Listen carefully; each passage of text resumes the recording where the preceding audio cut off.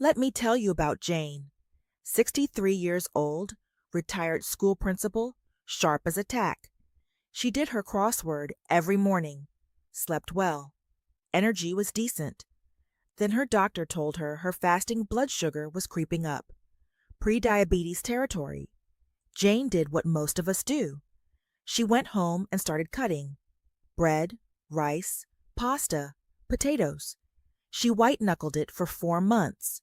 Her numbers barely moved. Here's the thing nobody told Jane, and this is what I need you to hear right now. The problem wasn't what she was eating too much of. The problem was what she wasn't eating at all. Her cells had stopped listening to insulin, and the foods that could have helped fix that were sitting right there in her grocery store. My name is Dr. Emma Johnson, and I'm dedicated to helping you understand your metabolic health in plain language, real research, practical steps you can start this week. What I'm sharing today isn't a crash diet. It's not a list of things to avoid. It's an addition strategy. And the science behind it is stronger than most people realize. Today, I'm walking you through 4 specific foods that are clinically linked to lower blood sugar and improved insulin sensitivity. Stay with me through all of them, because number 2 surprises almost everyone when they hear what it actually does inside your muscle cells. And number one is not a single food. It's a hidden pattern that connects everything on this list, and once you see it, you can't unsee it. Before we get into this, quick question. Do you currently track your blood sugar, or are you going more by how you feel? Drop your answer in the comments. I read every single one. All right, let's get into it. Before the list, I need to give you one concept. Without it, the foods I'm about to share won't fully make sense. I call it the insulin receptor lock. Think of each of your cells as a door and insulin as the key. When everything is working properly, insulin turns the key, the door opens, and glucose, blood sugar, walks right in to be used as energy. Now here's what happens in insulin resistance. The lock gets stiff. The key is still there.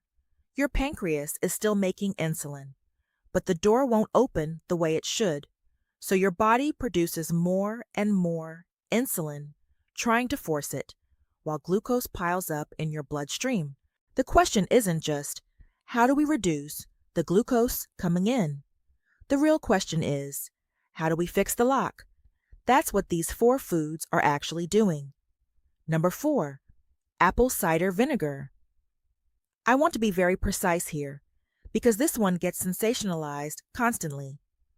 I'm not telling you apple cider vinegar is a miracle cure. What I am telling you is that the mechanism is real and the research is solid. The active compound in vinegar is acetic acid. In plain language, acetic acid partially inhibits the enzymes your digestive system uses to break down starches, slowing glucose entry into the bloodstream.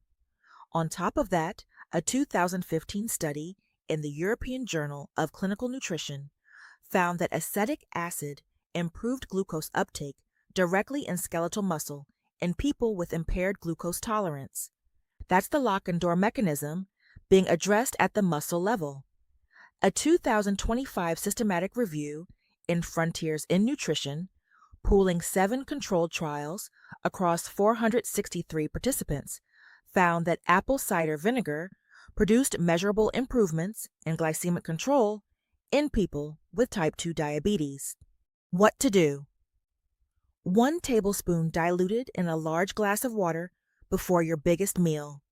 Never drink it straight. It's acidic enough to damage tooth enamel over time.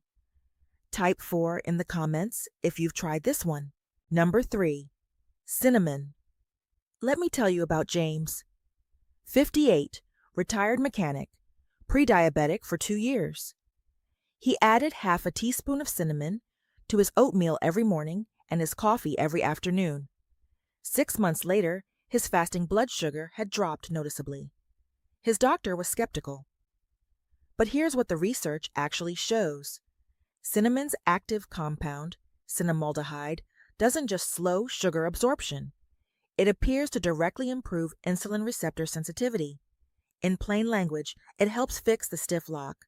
A 2023 meta-analysis on PubMed, drawing on 24 randomized controlled trials, found statistically significant reductions in both fasting blood sugar and HOMA-IREs.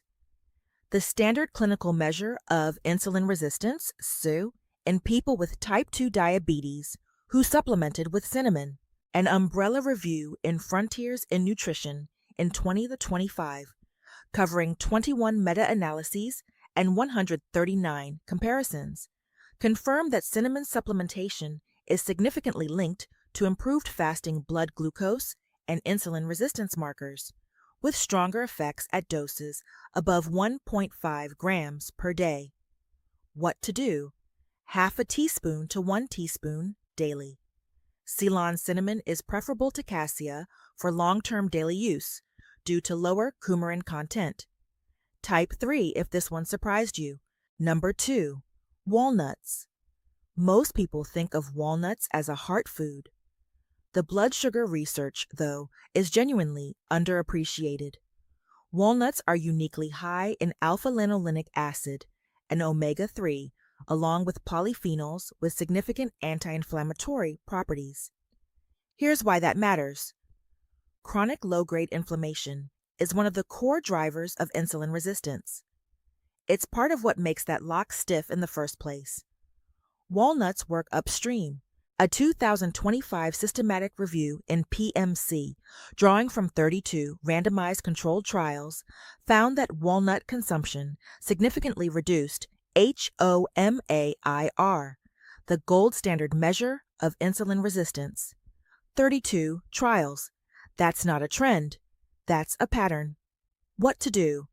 A small handful, roughly 28 grams, about 7 whole walnuts, 4 to 5 times a week.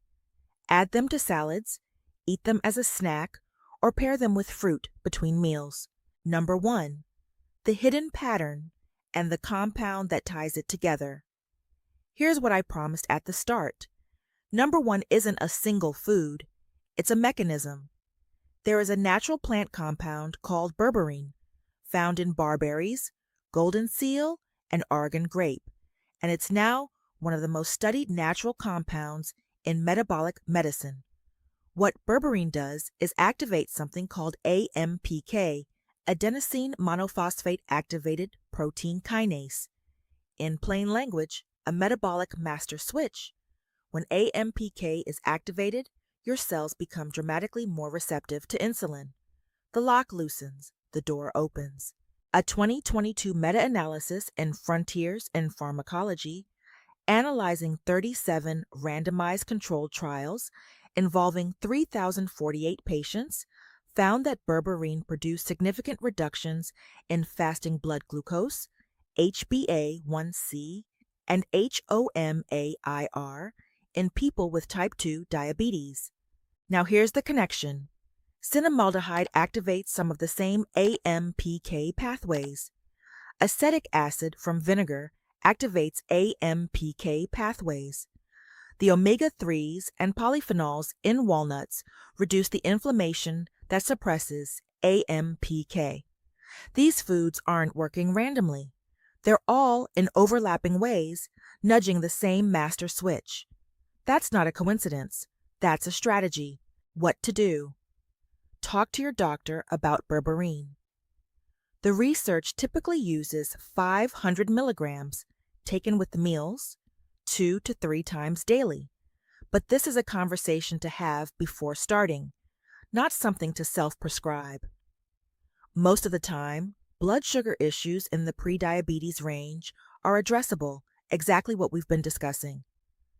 But please see your doctor promptly if you notice fasting blood sugar consistently above 126 milligrams per deciliter, extreme thirst or frequent urination, unexplained fatigue or blurred vision, or numbness and tingling in your hands or feet.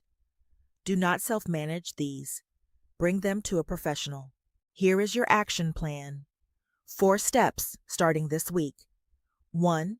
Dilute 1 tablespoon of apple cider vinegar in a full glass of water before your largest meal. Every day. 2. Add half a teaspoon of Ceylon cinnamon to your morning coffee or oatmeal. Make it a habit. 3. Replace your afternoon snack with a small handful of walnuts 4 times this week. 4. At your next doctor's appointment, ask specifically, "Can we check my HOMA IR and discuss whether Berberine is appropriate for me?" Write that down. Use those exact words. What happened to Jane and to millions navigating blood sugar issues isn't simply the result of eating too much. It's a breakdown in cellular communication. And the research is increasingly clear that the path forward isn't only subtraction, it's addition.